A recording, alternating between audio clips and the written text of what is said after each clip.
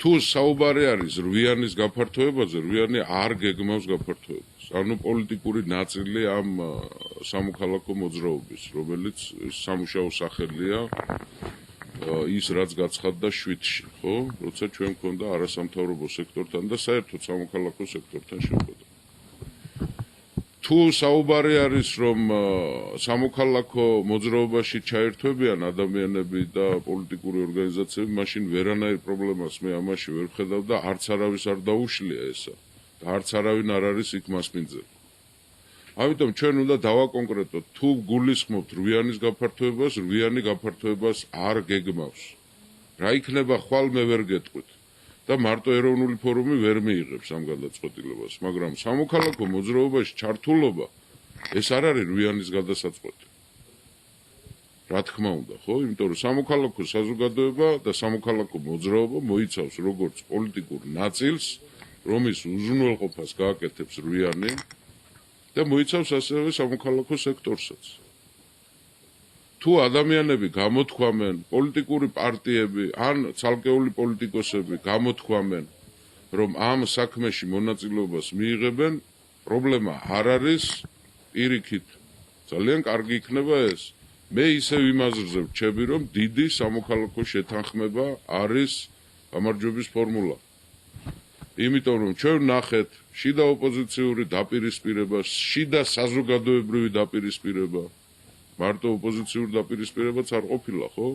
ყველა ოპოზიციურ პარტიას თავისი მომხრე ყავს, გარკვეულ სეგმენტზე არის ამორჩევლის და ჩვენ ვხედავდით ამას სამზარეულოებში, ქუჩებში, ტრანსპორტში, რომ ჩვენი მომხრეებით საკმაოდ რადიკალურად იყვნენ ერთმანეთის მიმართ განწყობილი. ამიტომ შეთანხმება, დიდი პანქართული შეთანხმება მისაღწევია.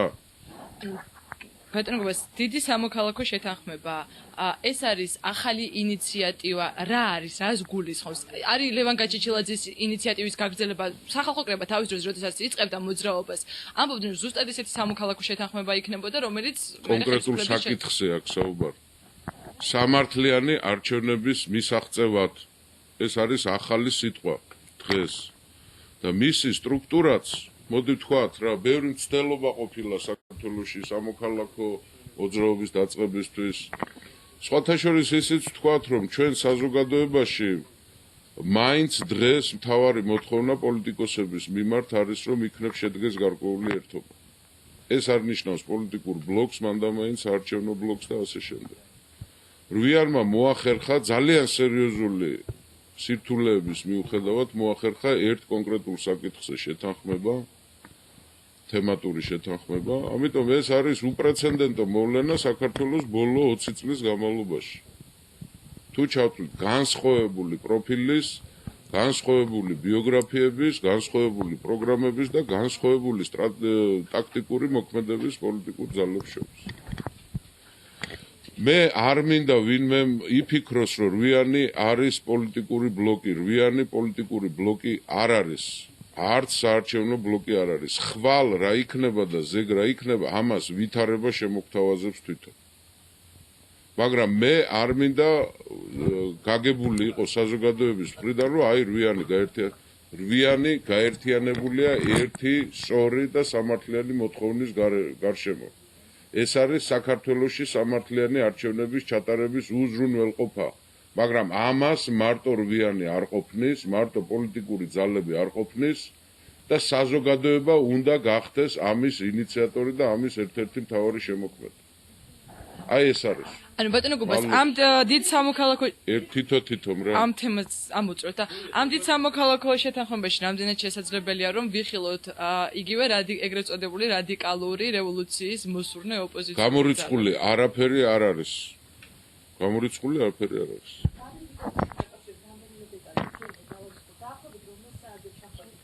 არ მახსოვს, დილა იყო უკვე.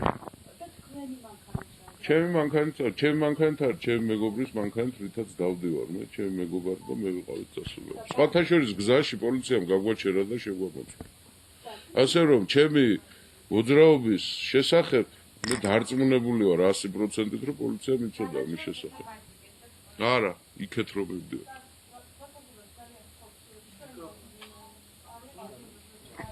არის მის თქვენი შეკითხვა მიკროფონით იქნება.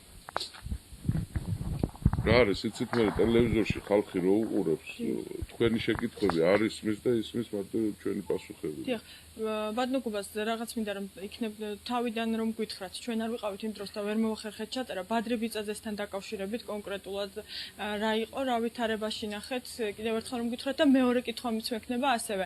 აი ამ მოვლენებთან დაკავშირებით ხელისუფლებასთან ერთად აკისრებთ თუ არა პასუხისმგებლობას იმ ოპოზიციას, რომელიც ლიდერობდა აი ამ აქციას. მადლობთ.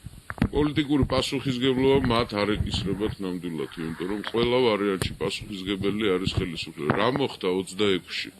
26-ში არ მოხდა მიტინგის დაშლა. დაშლა რა არის, როცა გასასვლელს უტოვებ და ათავისუფლებ იმ ტერიტორიას, რომელიც დაკავებული აქვს მომიტინგეებს და პროტესტის მატარებელ ხალხს. მიტინგი იქნა ალყაში მოქცეული და ეს იყო დარბევა, ეს არის კლასიკური გაგებით დარბევა, ანგარიშწორება, ტერორი. და ამ საკითხში 100%-ით პასუხისგებლობა ეკისრება სააკაშვილის ხელისუფლებას. ამაზე ორი აზრი არ არსებობს და ვერც იარსებობს. გამართლებას, ვერც იურიდიულს, ვერც მორალურს, ვერავინ ვერ უპოვის ამას. ეს არის ჩემი პოზიცია. რაც შეეხება ბადრე ბიწაძესთან გავიმეორებ რა 26-ში მე გამთენისას მივედი ნინო ბურჯანაძესთან, რათა გამომეხატა თანადგომა მისი პიროვნული თანადგომა, იმიტომ რომ ალბათ ყველა მიცით რომ მე მაქვს გარკვეული ხანგრძლივი ურთიერთობა ნინო ბურჯანაძესთან ჯერ კიდევ ბავშვობიდან მოყოლებული. როცა მას შვილი წაართვეს რესპუბლიკური საავადმყოფოსთან ხდებოდა ეს ამბავი, მე ჩავთვალე თავი პიროვნულად მივსულიყავი მასთან სახლში. ამის შემდეგ ირკვევა რომ ბადრე ბიწაძე იყო პოლიციელების მიერ, არ ვიცი პოლიციელები იყვნენ თუ ვინ იყვნენ, მაგრამ როგორც ბადრე ბიწაძე მე მეუნებოდა სამართალდამცავები იყვნენ, ამ ხელისუფლების წარმომადგენლები იყვნენ. აღმოჩნდა ქვემო ქართლში, დმანისის რაიონში, თუ არ ვცდები ახლა, მეშლო, მაგრამ დმანისის რაიონი იყო. აღმოჩნდა ტყეში მარტო დატოვებული. და მე წავედი მის წამოსაყვანად. მე გზაში მომთხოვა რომ გზაში ჩამოვალ ბოლნიში ჩამოვალო და ჩამოვიდა ბოლნიში. დარჩა ბოლნიში. მის შემდეგ მე არ ვიცი არც მისი ასავალი, არც დასავალი. ეს იყო მოკლედ რო გითხრათ. არაფერი არ უთხოვს. ბატონო? არა რა მანქანა კაც მარტო იყო კაც დატოვებული. იქაა ბოლნიში არ ვიცი ვერ გეტყვით. ვერ გეტყვით არ ვიცი. ჩამოვიდა გზაში ჩამოვიდა მანქანიდან. აქციის დარბევის შემდეგ აცხადებდა რომ მას აქციის მერის წარმომადგენელი მივიდა იმის მერე თავის მეუღლე არ უნახავ და ხო არ ვიცი მე ვერ გეტყვით. თქო ნინო ბურჯანაძემ დაგიკავშირა. არ დამიკავშირ ძალიან გთხოვთ რა ნინო ბურჯანაძე არ დამკავშირებია მე ჩემი ინიციატივით მივედი. როცა მივედი ნინო ბურჯანაძეს ჰქონდა ინფორმაცია რომ მისი ქმარი იყო ქვემო ქართლში ტყეში ჩამოგდებული მარტო. აი ეს არის. საიდან ჰქონდა ეს ინფორმაცია როგორ ჰქონდა მე ვერ გეტყვით ამის შესახებ.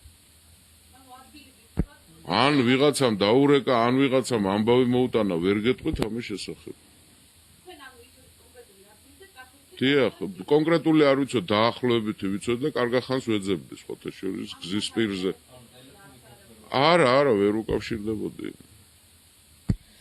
ბატონ გუბას ესეთ კითხვა თქვენ წეგან განაცხადეთ რომ მთლიანად პასუხისმგებლობა ეკისრება 100%-ით ხელისუფლებას. მაშინ როცა ტელევიზიიდან დაიძმნენ რუსთაველზე და გამაგრდნენ პარლამენტის წინ და იცოდნენ ზუსტად რომ 12 საათზე ეწურებოდათ ვადა, აქციის ვადა და გადაწყვიტეს რომ დარჩენილიყვნენ და გამარჯვებამდე საათებს ითვლიდნენ უკვე. ეს არ ეკისრება პასუხისმგებლობა. არ ეკისრება, ჩემო იმ სისხლზე და იმ ვიმეორებ ისევ გავიმეორებ. სისხლის დაღვრაზე, მსხვერპლზე, ტერორზე, ცემაზე, დარბევაზე პასუხისმგებლობას იღებს ხელისუფლება, მორჩა და გათავდა. იმიტომ მათ შეეძლო ძალიან კულტურულად და მშვიდად, მით უმეტეს ძალები იყო ძალიან არათანაბარი. ყოველგვარი ცემატყების გარეშე შეეძლო დაეშალათ ის მიტინგი. მათ მიტინგი არ დაუშლიათ, მათ მიტინგი დაარბიეს. და როცა გირტყამენ შენ როგორ ახარ პასუხისმგებელი გამაგებიეთ. დაიწყო ეს პროცესები მთლიანად. თქვენი პროგნოზი როგორი იყო? ელოდით მოვლენების ესეთ განვითარებას? თუ თქვენ გჯეროდათ რომ რევოლუცია არა, არ მჯეროდა რა თქმა უნდა, ახლა ამორიცხულია ეს ამბავი, იმიტომ რომ ძალიან ცუდი წინაპირობები იყო ამისთვის. ორი დაანონსებული თარიღი, ორი პოლიტიკური ძალა, ქართული პარტია და სახალხო კრება, ხო? რომლებიც ერთი და იგივეს ამბობდნენ, მაგრამ არ იყვნენ შეთანხმებული არაფერზე, ხო? ანუ ყველა წინაპირობა იყო იმისათვის, რომ წარუმატებლად დამთავრებულიყო ეს ამბავი. და მე მგონი თქვენც ხედავდით ამას. არა მგონია, იმიტომ რომ ერთი და ორი პოლიტიკური პარტია პროცესს ვერ აქმნის. ვერ ქმნის, ეს უნდა გაითავისოს ყველამ რა. პროცესს ქმნის საზოგადოებრივი შეთანხმება პლუს პოლიტიკური პარტიების კრიტიკული უმრავლესობა. სხვანაირად არ გამოვა საქართველოში არაფერი. რა კომბინაციებიც არ უნდა დავხაზოთ ჩვენ. არაფრით არ გამოვა. სამი რამე არის აუცილებელი. პოლიტიკური მოთხოვნა სწორი, პოლიტიკური პარტიების კრიტიკული მასის თანხვედრა ამ სწორ მოთხოვნაზე და საზოგადოების ჩართულობა. სხვანაირად აფერი არ გამოვა. რომ ეუბნებიან, როდის წავა სააკაშვილი და არც აზრს არ წავა, თუ ასე ვიქნებით. თუ ასე გავაგრძელებთ ქართველები, სააკაშვილი დარჩება სამდე დაბერდება. თვითონ პოლიტიკური პროცესები არ არის ხალხო ბუნებრივი მოვლენა, ჭექაქუხილი, ელვა, წვიმა, გვალვა, წყალდიდობა, რასაც ბუნება ქმნის. პოლიტიკას ქმნის საზოგადოება, თვითონ არაფერი არ მოხდება. ცა არ გაიხსნება და ანგელოზები არ გადმოფრინდებიან. ამას ნუ ელოდება ნურავი. სწორი მოთხოვნა და მე ჩემი ხმა არაფერს არ ნიშნავს და მე ვინ რას მეკითხება, ამან დაღუპა ეს ქვეყანა. სააკაშვილის ხელისუფლების სიძლიერე სინამდვილეში ამაზე დგას, პოლიტიკურ გათიშულობაზე და სამოქალაქო საზოგადოების ჩავთვალოთ ასე არარსებობას. სამოქალაქო საზოგადოება ახლა არის ჩამოყალიბების პროცესში. მე იმედი მაქვს, მიუხედავად ამ დიდი უბედურებებისა, რომელიც ძალიან ცუდი იყო და ძალიან სერიოზული ვაკუუმი შექმნა 26 მაისმა ქართულ ოპოზიციურ ფლანგზე, მაგრამ მე იმედი მაქვს, რომ რაღაც გადაფასებები მოხდება ყველაში, მათ შორის ჩემშიც. ამის იმედი მაქვს.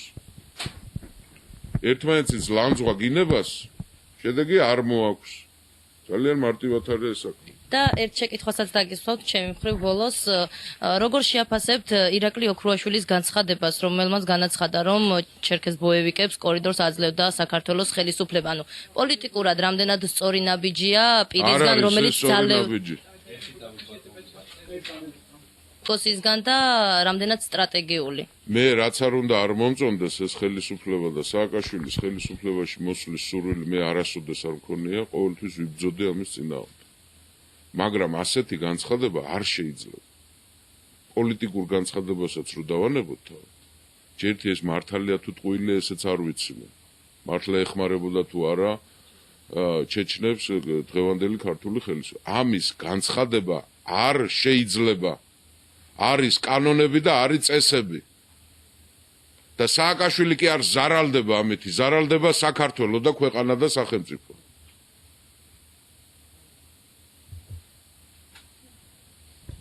კარგით. მადლობთ.